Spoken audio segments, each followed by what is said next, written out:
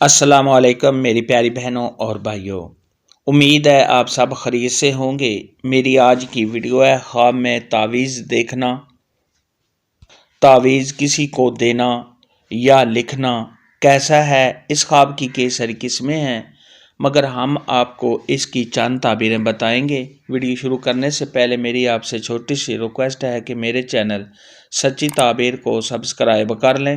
تاکہ آنے والی ہر نئی ویڈیو آپ تک آسانی سے پہنچ سکے اور آپ اپنے خواب کی تعبیر جان سکیں۔ حضرت امام ابن سیرین رحمۃ اللہ علیہ نے ارشاد فرمایا ہے کہ اگر کوئی شخص خواب کے اندر دیکھے کہ اس کے پاس اسماء الہی کا کوئی تعویذ ہے، یعنی صاحب خواب کے پاس ایسا تعویذ ہے جس پر اللہ تبارک و تعالیٰ کے نام لکھے ہوئے ہیں، اسماء گرامی لکھے ہوئے ہیں، یا اس پر کوئی قرآنی آیات لکھی ہوئی ہے،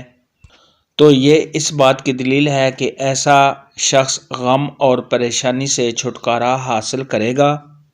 یعنی صاحب خواب پر کوئی بھی مشکل ہے یا اس پر کوئی پریشانی ہے تو اس کے دور ہونے، اور اگر ایسا آدمی قرض دار ہے تو اس کے قرض کے ادا ہونے، اور اگر بیمار آدمی ایسا خواب دیکھے تو اس کی بیماری کے دور ہونے، صاحب خواب کے صحت یاب ہونے۔ اگر کوئی قیدی خواب کے اندر ایسا تعویذ دیکھے تو اس کی قید سے رہائی ہو جائے گی، اور اگر مسافر آدمی ایسا خواب دیکھے تو سفر سے صحیح سلامت گھر واپس آنے، اور اگر غم زدہ آدمی ایسا خواب دیکھے تو اس کے غم کے دور ہونے کی علامت ہے۔ حضرت ابراہیم کرمانی رحمۃ اللہ علیہ نے ارشاد فرمایا ہے، اگر کوئی شخص خواب کے اندر دیکھے کہ وہ تعویذ لکھ کر لوگوں کو دیتا ہے تو یہ اس بات کی دلیل ہے کہ خواب دیکھنے والے سے لوگوں کو فائدہ حاصل ہوگا،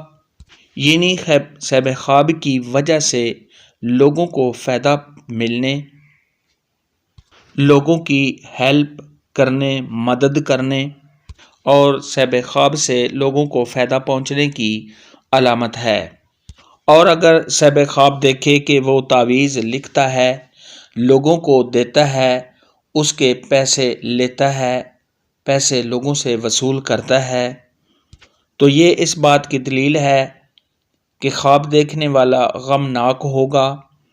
صاحب خواب پر کوئی پریشانی، آفت یا مصیبت کے آنے